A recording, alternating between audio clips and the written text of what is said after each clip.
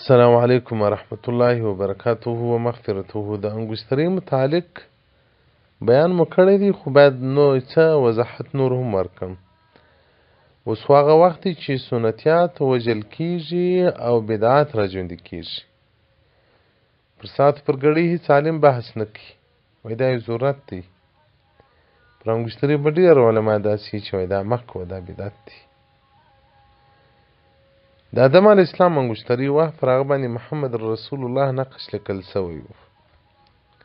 د موسی علیه السلام انګشتري وه، د سلیمان علیه السلام انګشتري وه.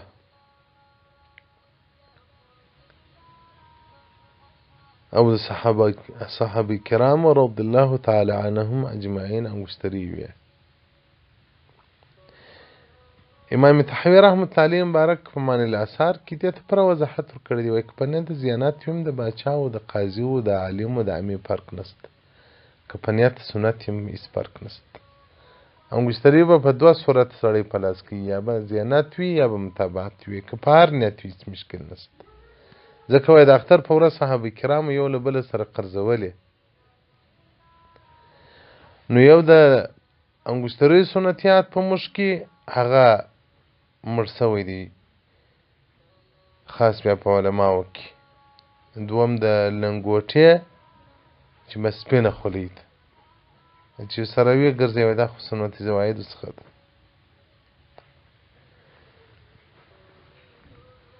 او دریم لکړه لګول، ما یو وخت لګوله، یقیني د علماو په خاطر مې پرېښوله، سړی دا کاپیران کېږي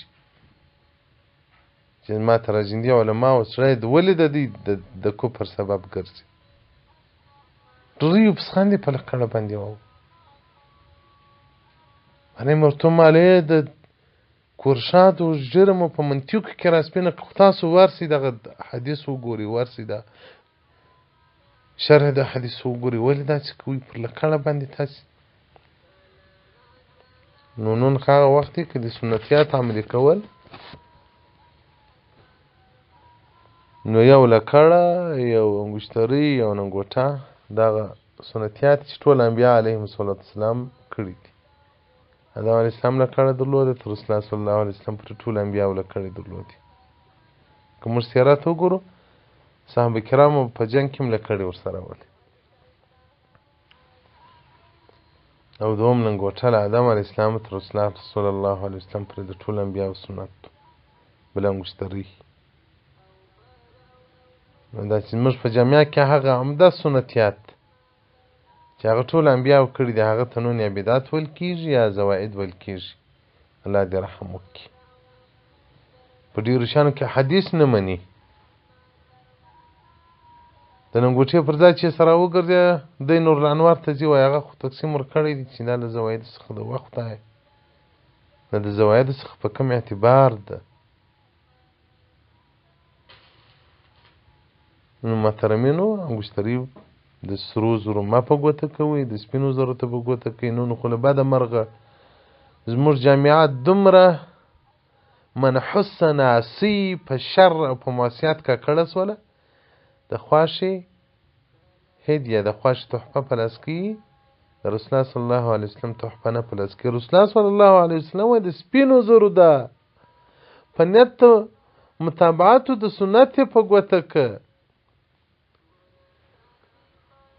زموږ د پښتنو په ودو کې د ملایانو لوڼې ودې زوم ته د سپینو د سرو زرو انګشتري راوړي. ولې ظالمو خو د سپینو زرو د ورته راوړه؟ داسې مې ولیدل، په سترګو مې ولیدل چې د سرو زرو انګشتري یې ورکړه. نو اوس که راغورځي چې ولې، خو رسول الله صلی الله علیه وسلم وایي د سرو زرو انګشتري که نارینه په لاس که په ورځ د قیامت په دغه ځای پرې سکروټې مښتې وي، د اور سکروټې. نو زموږ دا نن د خسرو د خواشي تحفه او قبله‌یي ځان دوزخ ته په بیایي، د رسول الله صلی الله علیه وسلم تحفه نه قبله‌یي. نو په یو اثر کې راځي، فردوسي دلمي او معجم الاوسط د طبراني روایت کوي، عباس رضی الله عنه څخه روایت دی، وایي یو لمونځ یې په 28 دی چې د انګشتري سره سړی یو لمونځ وکړي. د اثر د یو صحابي کې دا راځي.